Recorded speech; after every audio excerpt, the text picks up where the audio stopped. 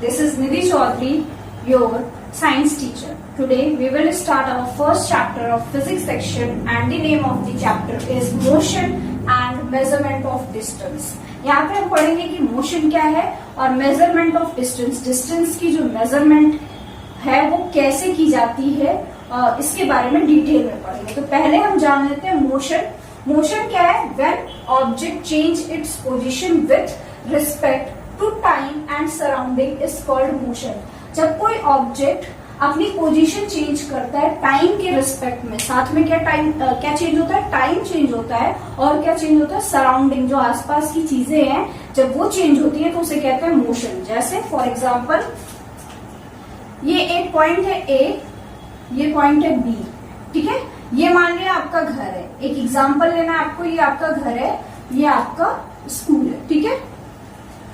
आप यहां से निकले मॉर्निंग में जब आप स्कूल आते थे, अभी नहीं, इससे पहले जब आप निकले, ठीक है, तो आप यहां से जब निकले तो आप डायरेक्ट अपने स्कूल नहीं पहुंच जाएंगे। आप क्या करेंगे? चलेंगे, पहले यहां पहुंचेंगे, धीरे धीरे करके आप पहुंचते जाएंगे, पहले यहाँ फिर यहाँ करके आप क्या पहुंच रहे हैं? अपने स्कूल पहुंच रहे हैं। तो क्या है, आप जो है इस समय क्या है? एक ऑब्जेक्ट है। क्या है? आप क्या है? एक ऑब्जेक्ट है और आप जो है अपनी पोजीशन जो है बार बार चेंज कर रहे हैं। पहले यहाँ आए, फिर यहाँ गए, फिर यहाँ आए, फिर यहाँ आए और फिर यहाँ आ गए और इसके बाद कहाँ पहुंच गए? स्कूल पहुंच गए। मतलब कि आपकी जो पोजीशन थी आपके घर से, आपकी जो पोजीशन थी वो क्या थी? पहले आपका घर और फिर अभी आपकी पोजीशन क्या है? आपका स्कूल। और साथ में देखिए, जब आप इस पोजीशन को चेंज कर रहे थे, जब आप वॉक कर रहे थे, तो साथ में क्या चेंज हो रहा था? टाइम।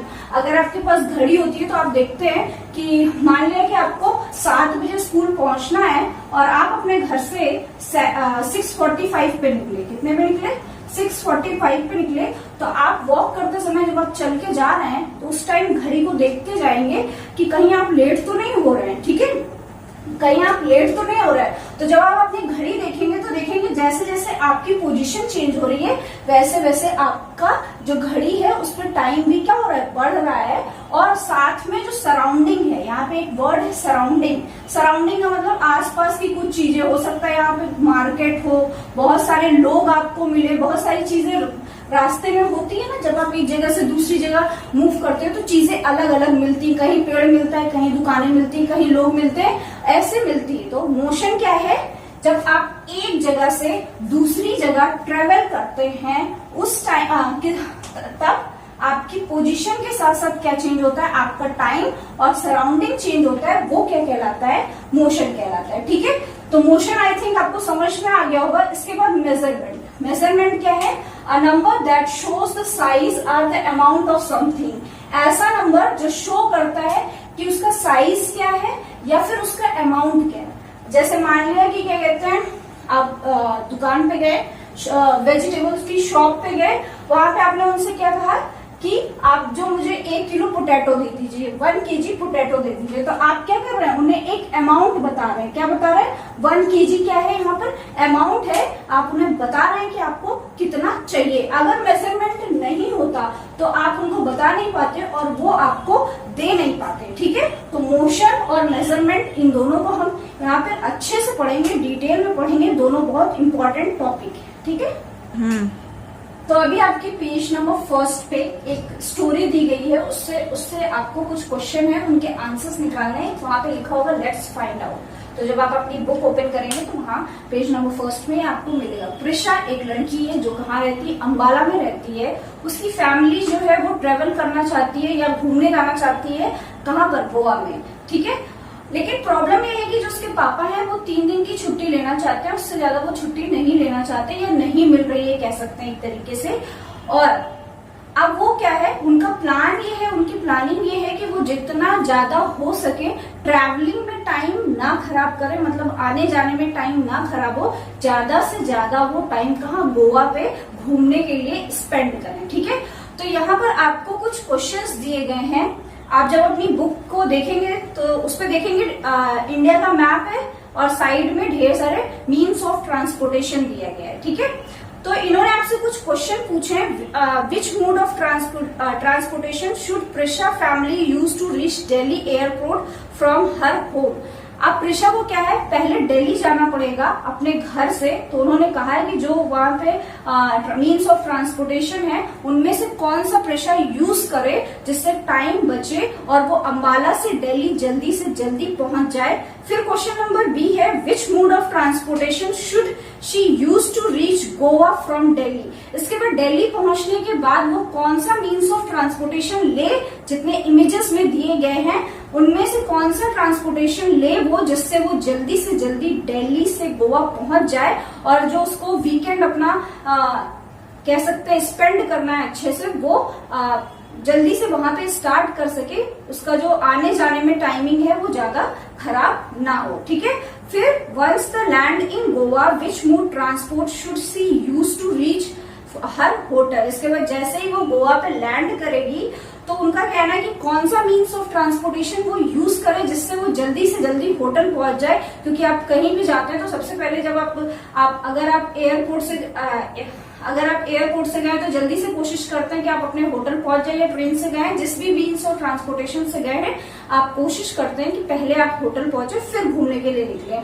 तो प्रिशा के साथ भी यही है, आपको बताना है which mode of transportation should she book for travel over water, और वो कौन सा मोड ऑफ ट्रांसपोर्टेशन क्या करे, बुक करे पानी में जाने के लिए। जब वो पानी में गोवा में बीचेस है, जब वो बीचेस में रहेगी तो कौन सा जो है ट्रांसपोर्टेशन वो यूज करे वाटर के लिए, ये आपको बताना है इमेजेस में से देख के। और फिर लास्ट क्वेश्चन है, what is your basis of choosing the different means of transportation. और लास्ट क्वेश्चन आपके लिए कि अगर आप कहीं जाते हैं तो आपका क्या बेसिक होता है, क्या वो चीज है जो आप अपने माइंड में रखते हैं कि आपको कौन सा मीन्स ऑफ ट्रांसपोर्टेशन यूज करना है जिससे आप जल्दी से जल्दी पहुंचे, आपका टाइम खराब ना हो और वहां आप अच्छे से अपने हॉलीडेज को स्पेंड कर सके।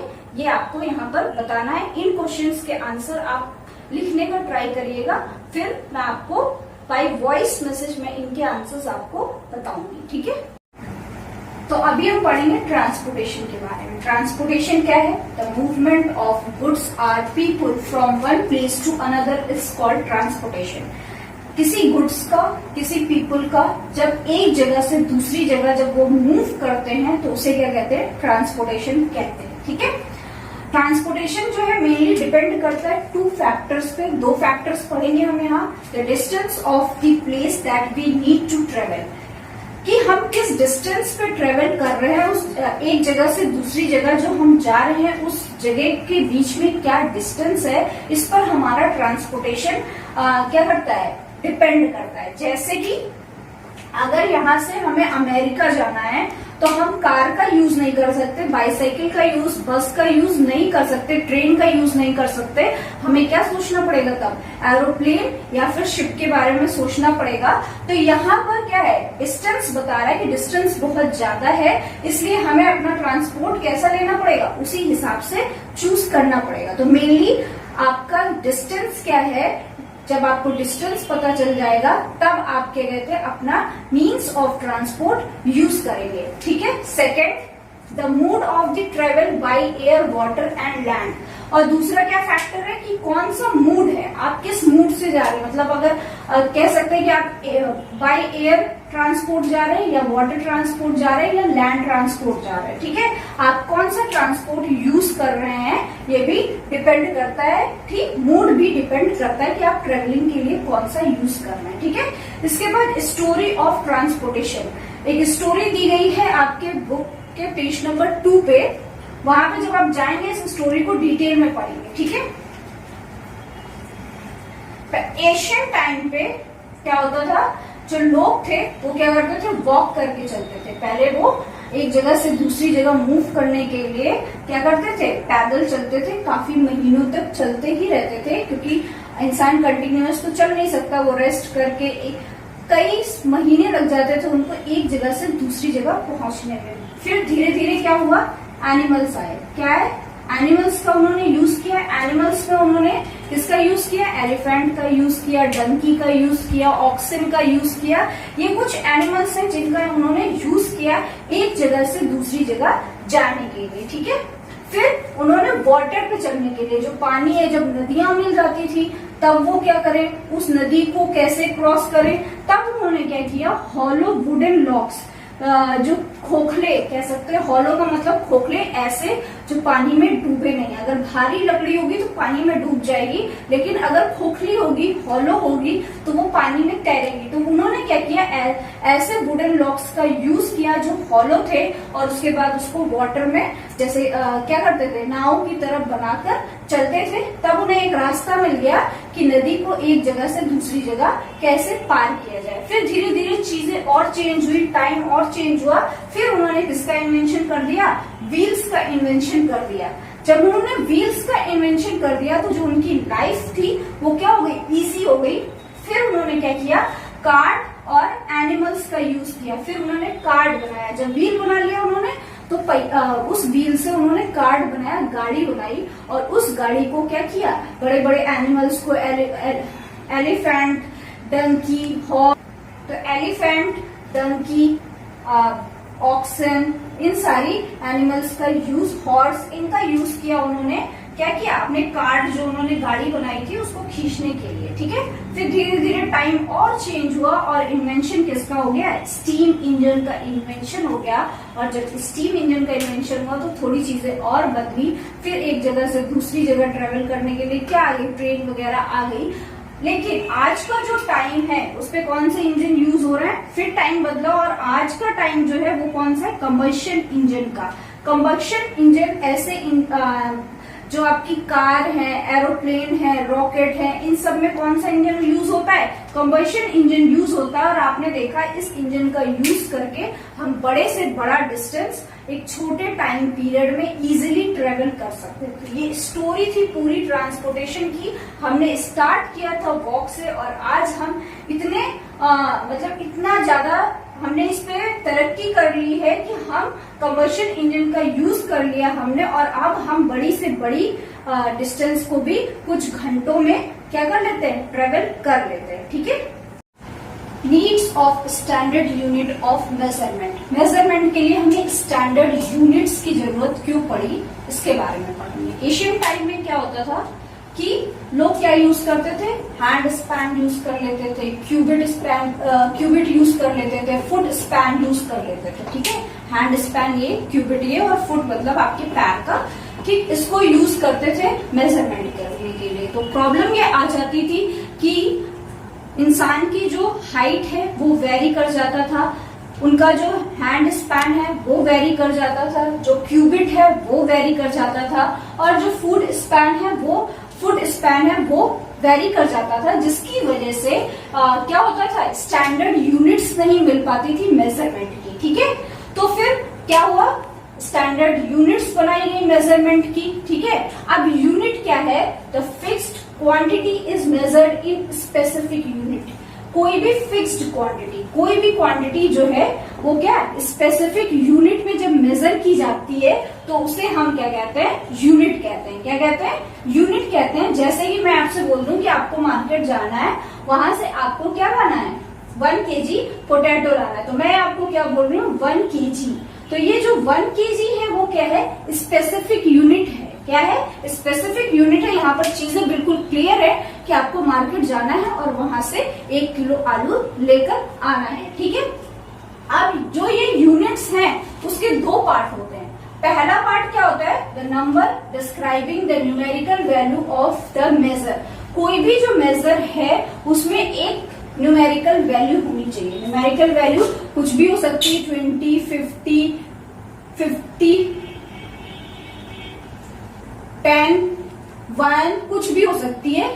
जो भी आप बता रहे हैं उस पे क्या होनी चाहिए, एक न्यूमेरिकल वैल्यू होनी चाहिए। फिर क्या होना चाहिए, the unit in which that the quantity is measured. और यूनिट जो है वो किस में मेजर हो रही है, मतलब कि केजी में हो रही है, केजी में हो रही है, ठीक है, लीटर में हो रही है, ग्राम में हो रही है, ठीक है, या किलोमीटर में हो रही है। तो ये जो यूनिट है ये भी क्या है, इम्पोर्टेंट है। अगर आप बोलते हैं कि 1 kg, तो जो इंसान है उसे एकदम क्लियर है कि उसे मार्केट जाना है और जो भी सामान आपने बोला वो 1 kg लाना है। अगर आप उसे बोलते हैं कि आपको मार्केट जाना है और दूध लेकर आना है, मिल्क लेकर आना है, तो वो मिल्क अब आपने उसको क्या नहीं किया, न्यूमेरिकल वैल्यू भी नहीं बताई और साथ में उसको क्या नहीं बताया, यूनिट भी नहीं बताया। अब आपने यहाँ पे क्या बता दिया, न्यूमेरिकल वैल्यू 1 बता दिया। अब उसे समझ में नहीं आ रहा है कि 1 क्या है, 1 क्या लाना है दूध में, 1 कैसे आएगा भाई। तो जब आप उसे कहेंगे 1 लीटर, तो अब यहाँ पर क्या हो गया, एकदम स्पेसिफाई हो गया, एकदम स्टैंडर्ड यूनिट आपने बता दी कि आपको मार्केट जाना है और वहां से 1 लीटर दूध लेकर आना है। यही इंपॉर्टेंट है किसका, स्टैंडर्ड यूनिट्स का। ठीक है, जब कोई चीज हम मेजर करते हैं तो उसे हम स्टैंडर्ड यूनिट में मेजर करते हैं। इससे चीजें जो है हमारी डेली लाइफ की वो क्या हो जाती हैं, इजी हो जाती हैं। ठीक है, अभी हम डिस्कस करेंगे लेट्स ट्राई फर्स्ट, जिसका जो क्वेश्चन नंबर फर्स्ट है वो है give 1 word for the following. Let's try first में जो क्वेश्चन नंबर फर्स्ट है वो क्या है, 1 वर्ड देना है आपको। ये क्वेश्चन जो है वो आपको अपनी बुक पे ही करना है। ठीक है, जैसे हम पहले करते थे वैसे ही करेंगे। लेट्स ट्राई फर्स्ट का क्वेश्चन नंबर फर्स्ट जो है वो आपको अपनी बुक पे करना है। अभी तक जब आपने वीडियो देखा होगा तो लेट्स ट्राई फर्स्ट का क्वेश्चन नंबर फर्स्ट का आंसर जो है वो आप बहुत इजीली सारे क्वेश्चंस के आंसर निकाल लेंगे। फिर आपको जाना है क्वेश्चन नंबर सेकेंड में, जो पेज नंबर 4 पे है, ये पेज नंबर 3 पे है। ठीक है, अब क्वेश्चन नंबर सेकेंड में जाना है, वो दिया है arrange the correct order of the earliest mode of the transport to the recent. यहाँ पे कुछ मोड ऑफ ट्रांसपोर्ट दिए हुए हैं, car, aeroplane, horse, bull cart, bus, boat. इनको आपको बताना है कि इनमें से पहले कौन आया, फिर उसके बाद कौन आया, फिर उसके बाद कौन आया, उसके बाद अभी एशियन टाइम तक के आपको इसको अरेंज करके आपकी बुक में, ये बॉक्स में है, इसको आपको बुक में ही करना है। ये भी आपको कहाँ करना है, क्वेश्चन नंबर 2 आपकी बुक पे रहेगा। ठीक है, फिर आपको दिया गया है क्वेश्चन नंबर 3। ये क्वेश्चन जो है वो आपको आपकी कॉपी में करना है। ठीक, answer the following question in 1 or 2 sentences in your notebook. Notebook में करना है, बताना है which modes of transportation were used in the Asian time. अगर आप वीडियो अच्छे से देखा होगा आपने तो आपको आंसर का पता चल गया होगा कि इन्होंने पूछा है कि कौन से मोड ऑफ ट्रांसपोर्टेशन हम यूज करते थे एशियन टाइम पे। फिर क्वेश्चन नंबर बी है what is meant by measurement. Measurement की डिफिनीशन मैंने स्टार्टिंग में ही बताया था कि व्हाट इज मेजरमेंट, मेजरमेंट को क्लैरिफाई किया था, तो आपको आंसर आई थिंक इजिली मिल गया होगा। Give 1 importance of measurement in transportation. और मेजरमेंट का क्या इम्पोर्टेंस है ट्रांसपोर्टेशन में, ये भी मैंने आपको स्टार्टिंग में ही बताया है। और लास्ट है question, the length of a room is 100 metre. Identify the numerical value and the unit measured in this example. उन्होंने कहा एक रूम है, उसमें क्या है, वो कितना है, 100 मीटर है। ठीक है, कितना है, 100 मीटर है। अब आपको इसमें बताना है कि इस पे न्यूमेरिकल वैल्यू कौन सी है और इसकी क्या कहते हैं, यूनिट क्या है। तो अभी मैंने आपको अभी यूनिट के बारे में बताया था कि यूनिट में 2 पार्ट होते हैं, न्यूमेरिकल और उसकी एक स्पेसिफिक यूनिट होता है। तो आई थिंक इस क्वेश्चन को भी आप इजिली क्या कहते हैं, कर सकते हैं। इतना वीडियो देखने के बाद आप ये सारे क्वेश्चन के आंसर्स अपनी कॉपी में करेंगे।